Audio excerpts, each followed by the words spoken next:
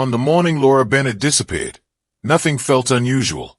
The sky was clear, the air calm, and the neighborhood was already awake with the familiar sounds of daily life. Dogs barked behind fences, cars rolled slowly down the street, and parents rushed through routines they had repeated 1,000 times before. Laura moved through that morning the same way she always did, without drama or delay. She woke up early, made breakfast, and packed her daughter's school bag. She wore a light blue sweater, her hair tied back loosely, and minimal makeup.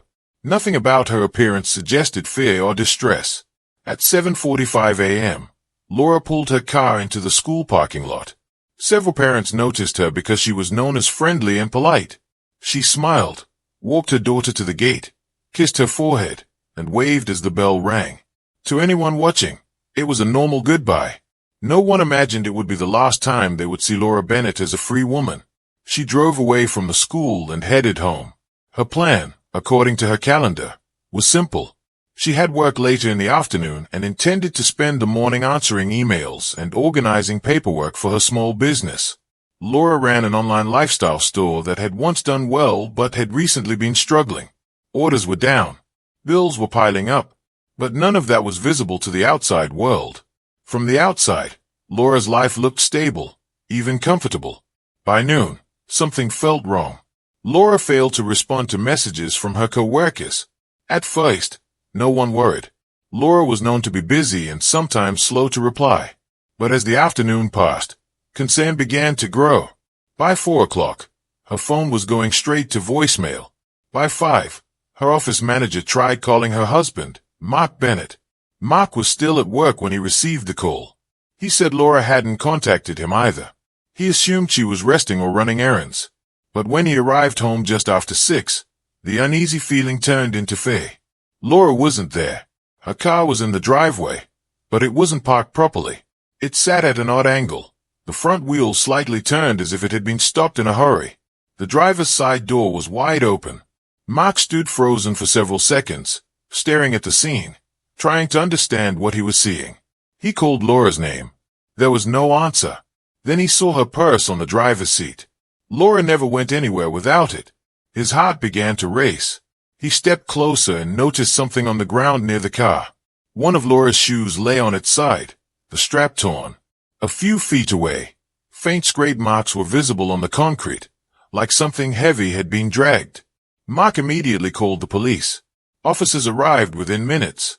They secured the area and began asking questions. Mark explained that Laura had no reason to leave suddenly.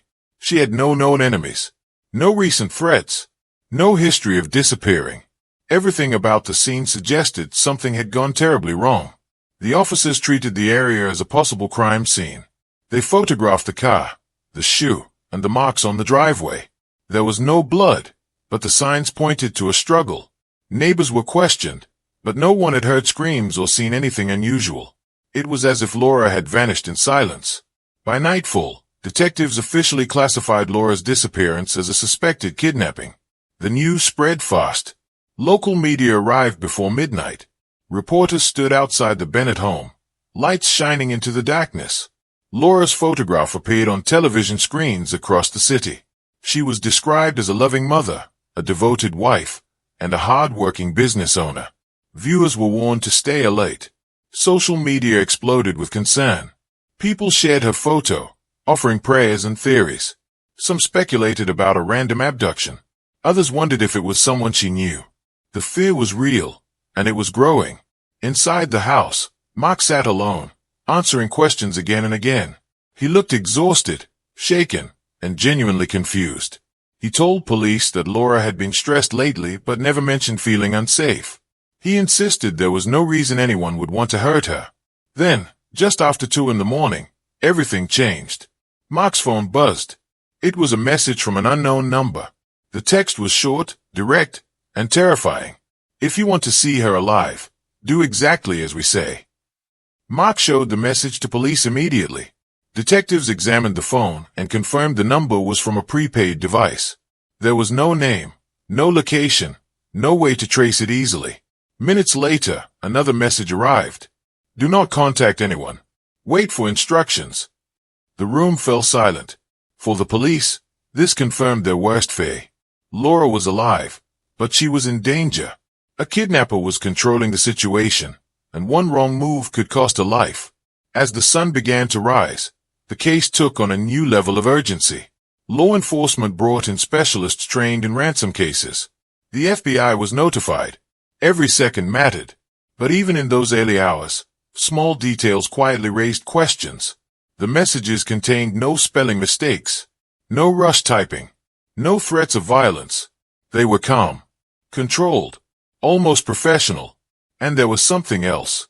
The phone had buzzed at exactly 2:17 a.m. Laura had always been precise with timing. Her emails, her schedules, even her reminders were carefully planned. The timing felt familiar to those who knew her well, though no one said it out loud yet. At dawn, Mark stood in front of cameras, his voice shaking as he pleaded for Laura's safe return. He promised cooperation. He begged the kidnappers to let her go. The public watched in silence, many moved to tears. A woman had disappeared from her own driveway. A ransom demand had arrived in the dead of night. And somewhere, Laura Bennett was either fighting to survive or hiding a secret far darker than anyone could imagine. The story had only just begun. Morning arrived with no sense of relief. Instead, it brought a heavier weight, the kind that settles in the chest and refuses to lift. As daylight spread across the quiet neighborhood, police activity intensified around the Bennett home. Unmarked cars lined the street. Officers moved carefully, speaking in low voices. The disappearance of Laura Bennett was no longer just a local concern. It was becoming a full-scale investigation. Mark Bennett barely slept. He sat at the kitchen table, his phone never leaving his hand, afraid that if he looked away for even a moment, he might miss the message that decided his wife's fate. Detectives stayed close, watching every notification, every vibration, every sound that came from the device. They told Mark not to respond to anything without their approval. If the kidnappers were watching, one wrong word could end everything. At 8:42 a.m., the phone buzzed again. This time, the message was longer. We want $500,000 in cash. No police. No media. No tracking devices. Follow instructions exactly. The room went silent. $500,000 was an impossible amount for Mark. He worked a steady job, but nothing close to that level of money. When detectives asked if Laura had access to large sums of cash or wealthy connections, Mark shook his head. He didn't understand why anyone would demand that much. Laura wasn't rich. She wasn't famous. She wasn't powerful. That question lingered in the air. Why Laura? Police delayed responding, as trained negotiators advised. Silence, they explained, often revealed more than words. The kidnappers eventually sent another message, this one calmer, almost reassuring. You have time. Don't panic. We are watching. Those last 3 words sent chills through everyone in the room. As hours passed, news outlets confirmed what police had tried to keep quiet. Laura Bennett had been kidnapped. A ransom demand had been made. The public reaction was immediate and emotional. Donations poured into online fundraisers started by strangers. People who had never met Laura felt connected to her story. Parents hugged their children tighter. Fear spread quietly but quickly. Meanwhile, investigators began dissecting every detail of Laura's life. Her routines, her friendships, her finances. They searched for anyone who might benefit from her disappearance. At first, nothing stood out. Laura appeared ordinary, responsible, predictable. Then the financial records arrived. Laura's business accounts were deeply in trouble. Payments had been missed. Credit cards were nearly maxed out. Loan reminders filled her inbox. She had been juggling money for months, moving small amounts between accounts to stay afloat. It wasn't illegal, but it was desperate. Detectives noted it carefully but didn't jump to conclusions. Financial stress alone didn't mean involvement. Many victims struggled financially. It didn't make them criminals. Around noon, Mark's phone buzzed again. This time, it wasn't a text. It was an audio message. Laura's voice filled the room. She sounded quiet, controlled, afraid, but not panicked. Mark, she said softly, please, just do what they say. Don't argue. Don't make them angry. The message ended abruptly. Mark collapsed into a chair, his face pale, his hands shaking. Hearing Laura's voice confirmed what everyone hoped and feared at the same time. She was alive. But she was being held somewhere unknown, under someone else's control. For the public, the audio message erased all doubt. This was real. This was terrifying. But for one detective, something felt wrong. The message was exactly 12 seconds long. There was no background noise, no echo, no movement, no sound of breathing besides Laura's voice. It was clean, almost too clean, as if it had been recorded in a quiet room. Kidnapping victims rarely sound calm. Fear usually slips into the smallest pauses. Words break. Voices tremble. Laura's voice, while soft, was steady, measured, almost practiced. The detective said nothing. Not yet. Police sent a carefully written response to the kidnappers, asking for proof of life and instructions on how to deliver the money. The reply came hours later. Proof already given. Follow instructions soon. Again, no threats. No anger. No urgency. Negotiators found this unusual. Kidnappers typically applied pressure. They rushed timelines. They reminded families what would happen if demands weren't met. But whoever was behind these messages seemed confident. Patient. Too patient. As evening approached, another detail surfaced that shifted the direction of the investigation. A forensic analyst reviewing Laura's bank activity noticed a login attempt early that morning. The account had been accessed at 3:05 a.m., just 48 minutes after the first ransom text. At first, detectives assumed the kidnappers were checking balances. But the location data raised eyebrows. The login came from a small town less than an hour away from Laura's home. If Laura had been kidnapped, why would the kidnapper stay so close? And why use her personal login details instead of forcing a transfer later? The questions piled up quietly, stacking higher with each new discovery. That night, Mark appeared on national television. He sat under harsh studio lights, his eyes red from exhaustion. His voice cracked as he spoke directly to whoever had taken Laura. He promised cooperation. He begged them to show mercy. Viewers believed him. His pain felt raw and genuine. But behind the cameras, police began testing theories they hadn't considered before. What if the kidnapping wasn't random? What if it wasn't a kidnapping at all? Late that night, Mark's phone received another text. "You talked to the media. That was a mistake." The message alarmed everyone.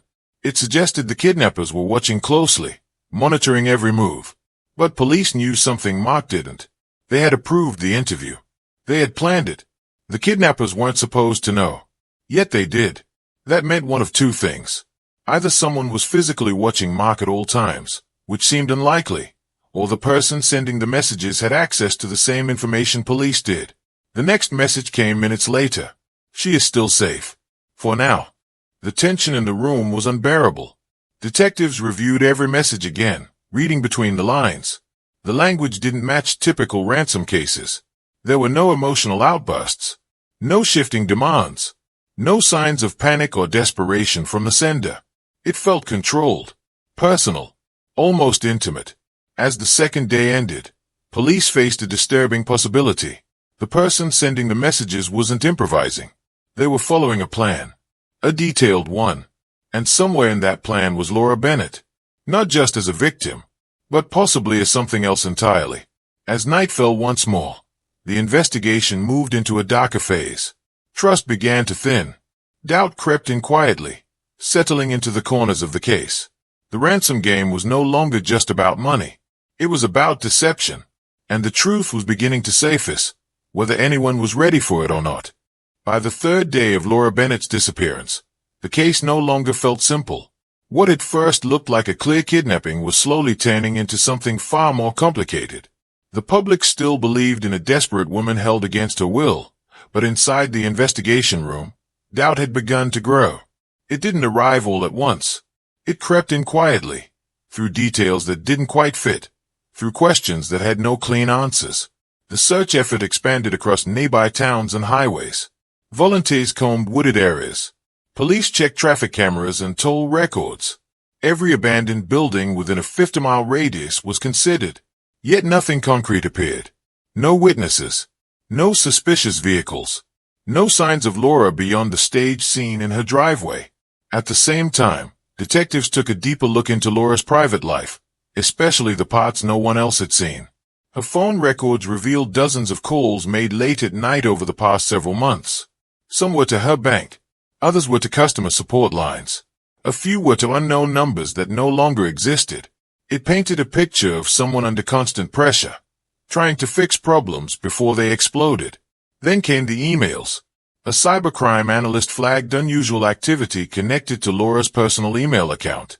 Weeks before her disappearance, Laura had been searching for things that felt unsettling when placed together. Articles about people who vanished and were never found. Discussions about ransom payments and how police negotiate. Stories about people who had escaped crushing debt by starting over. At first, investigators wondered if someone else had been using her computer. But the login times matched Laura's routine perfectly. Late at night, after her family was asleep. Early mornings, before school drop-offs. The searches weren't random. They followed a pattern, building knowledge slowly, carefully. Still, searching online didn't prove guilt. It proved curiosity, or fear, or desperation. The break came from a place no one expected. A woman working the front desk at a roadside motel called police after seeing Laura's photo on the news. She hesitated before dialing, worried she might be wrong. But something about the woman in the picture felt familiar. The same eyes, the same posture, the same small tattoo on the inside of her wrist. She told officers the woman had checked in 2 nights earlier under the name Emily Carter. She paid in cash and asked for a room at the far end of the building. She didn't want housekeeping. She didn't want visitors. She only asked one question. How strong is your Wi-Fi? Police arrived at the motel within the hour. Security footage confirmed it. Laura Bennett walked into the motel lobby, wearing a baseball cap and oversized sunglasses. She kept her head down but didn't rush. She didn't look scared. She looked focused, like someone following a plan. Officers reviewed footage from nearby stores and gas stations. Laura had been seen buying bottled water, snacks, and a prepaid phone. She moved calmly, confidently, never once looking over her shoulder. There was no sign of a kidnapper. No one forcing her. No one watching her. Just Laura. Still, detectives didn't rush to announce anything. They needed to be careful. Sometimes victims escape and hide, terrified of being found. But when they examined her behavior more closely, that explanation began to fall apart. Laura never contacted police. She never contacted her husband. She continued sending ransom messages from the motel. That discovery changed everything.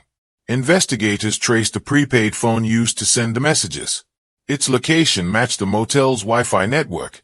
The same network Laura had used to access her bank account earlier. The same network used to research disappearances weeks before. The case didn't feel tragic anymore. It felt deliberate. Detectives prepared to move in quietly, hoping to catch Laura before she disappeared again. But just as they finalized the plan, another ransom message arrived. This one was different. You didn't listen. You involved people you shouldn't have. Police froze. They had not contacted the kidnappers. They had not changed their strategy. They had not moved any money. Yet the sender believed rules had been broken, which meant the sender wasn't reacting to police behavior. They were reacting to something else. Something personal. Minutes later, another message followed. She trusted you. Now look what you've done. The emotional tone shocked negotiators. It felt raw, angry, hurt, not like a criminal, like someone who felt betrayed. At that moment, one detective said out loud what others had been thinking quietly. The messages didn't sound like a kidnapper talking to a victim's family. They sounded like Laura talking to Mark. Police moved fast. They surrounded the motel just before sunrise. No sirens. No flashing lights. Officers approached the room listed under the fake name. When they knocked, there was a long pause. Then the door opened. Laura stood there barefoot, wrapped in a motel blanket. Her hair was messy, but her face was calm. There were no injuries, no bruises, no signs of restraint. She looked surprised, but not afraid. Officers gently escorted her outside. She didn't resist. She didn't cry. She didn't ask for help. She asked one question. Is my husband okay? At the station, Laura told her story. At first, she said she had been abducted and managed to escape. She claimed her captors panicked and let her go. But when detectives asked why she hadn't contacted police, her explanation changed. She said she was afraid they would find her again. Then detectives showed her the phone records, the bank logins, the motel footage, the ransom messages. The room went silent. Laura stayed at the table for a long time. When she finally spoke, her voice cracked. She admitted the truth slowly, piece by piece. There was no kidnapper. There never had been. Laura had planned everything herself. She described months of sleepless nights, panic attacks, and constant fear of losing everything. Her business was failing. Debt collectors called daily. She was terrified of telling Mark how bad things really were. She believed that if she disappeared, even briefly, the ransom money would save her family. She never planned to hurt anyone. She never planned for it to become so big. She thought police would negotiate quietly. She thought the money would be paid. She thought she could return as a victim and start over.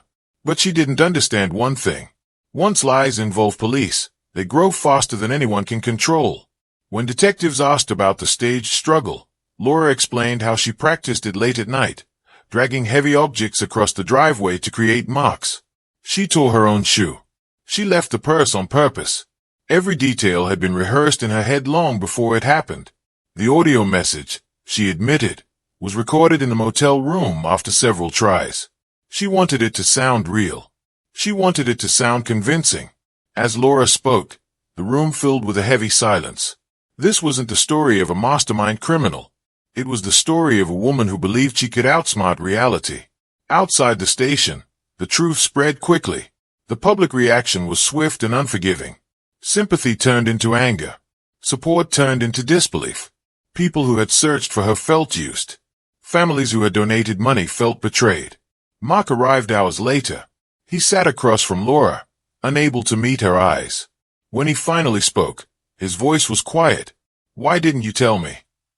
Laura had no answer. The case that once united a community now divided it. Trust had been broken in ways that couldn't be repaired with apologies. And while Laura was physically safe, the life she left behind was already gone. By the end of the third day, the kidnapping case was officially closed. But the consequences were only beginning. Because faking a crime doesn't erase damage. It multiplies it. And Laura Bennett was about to learn just how high the cost of deception could be.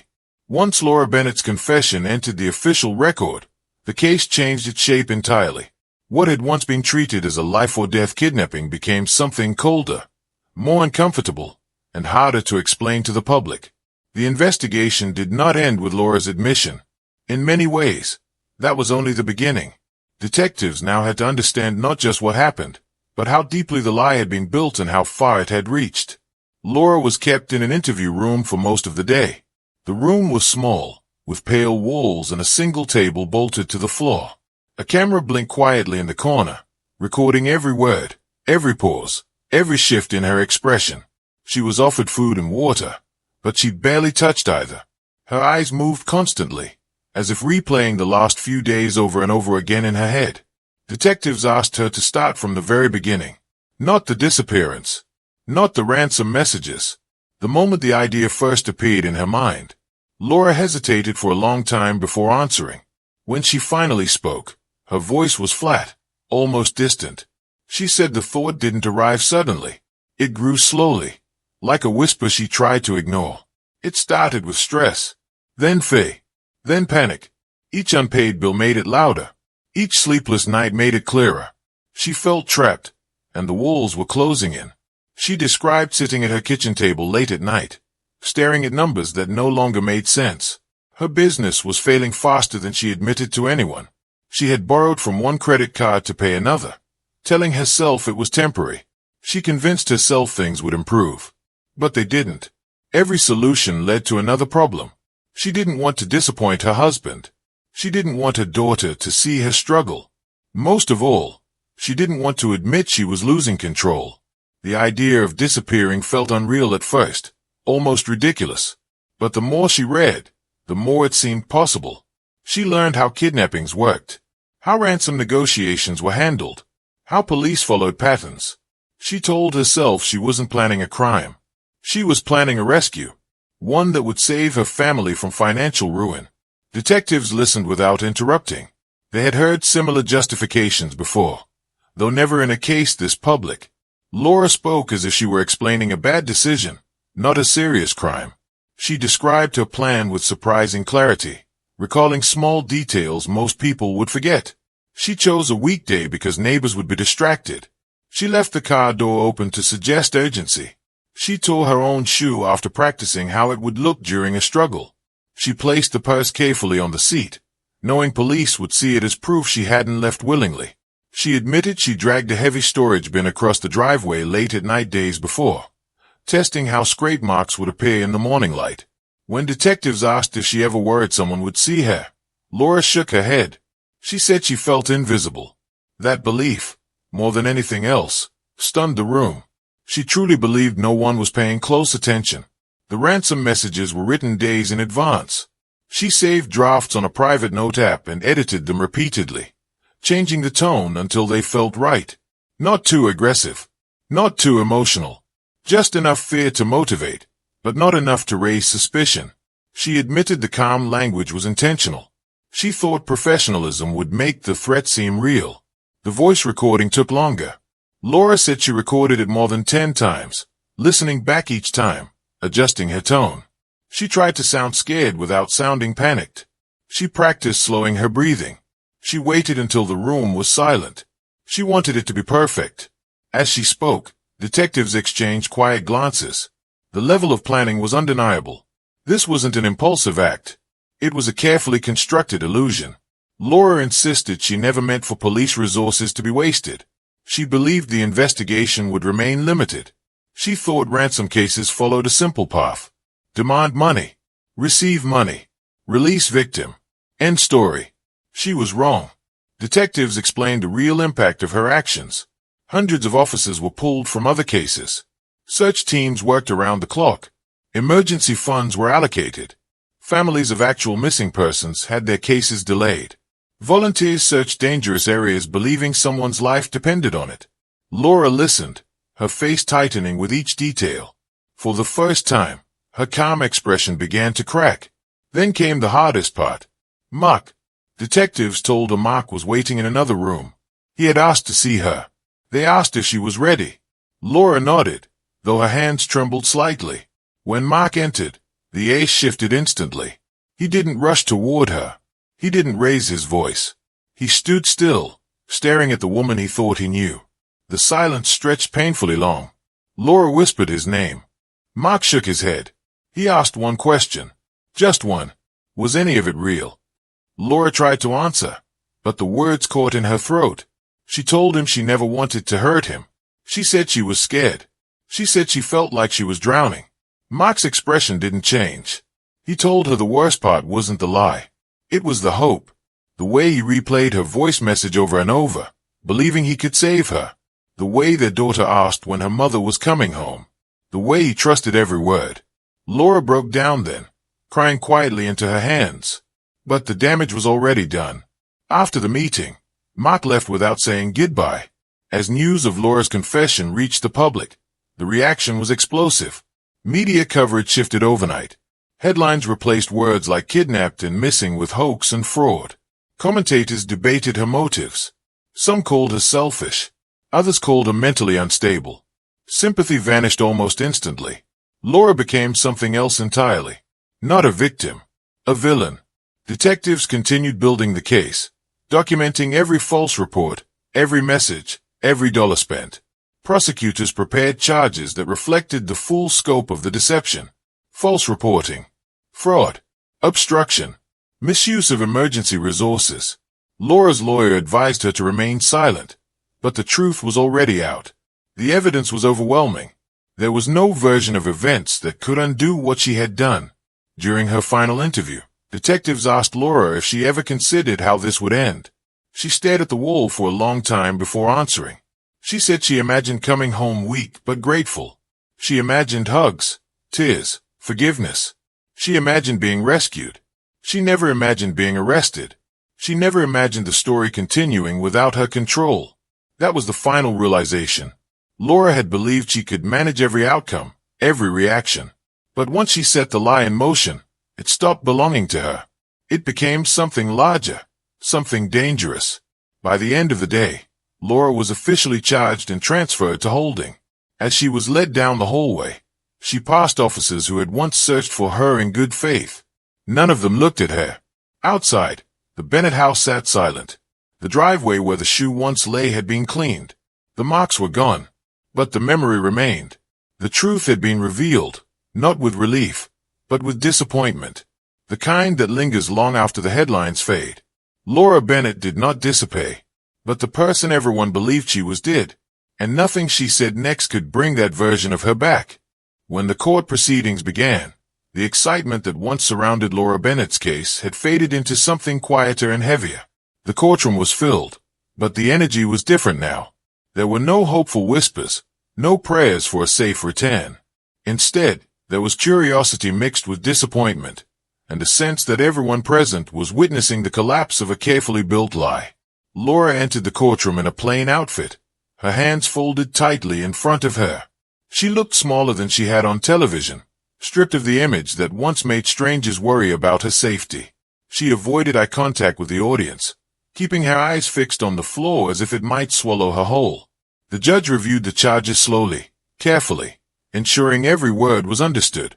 False reporting, fraud, obstruction of justice, misuse of public resources.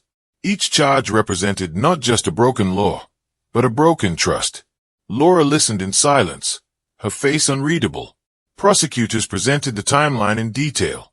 They described how police were mobilized within minutes of the reported kidnapping, how search teams worked through the night, how emergency funds were diverted. They played recordings of the ransom messages, including Laura's own voice pleading for compliance. Hearing it again in the courtroom made many people shift uncomfortably in their seats. The prosecution did not need to exaggerate. The facts alone were enough. They explained how volunteers searched forests and abandoned buildings, believing a woman's life depended on it. How other cases were delayed because resources were limited. How fear spread through the community, changing daily routines and trust between neighbors. Laura's defense focused on her mental state. Her lawyer spoke about stress, anxiety, and financial pressure. He argued that Laura did not act out of greed, but out of desperation. He emphasized that no one was physically harmed and that Laura eventually confessed. But the court was not judging intentions alone. It was judging impact.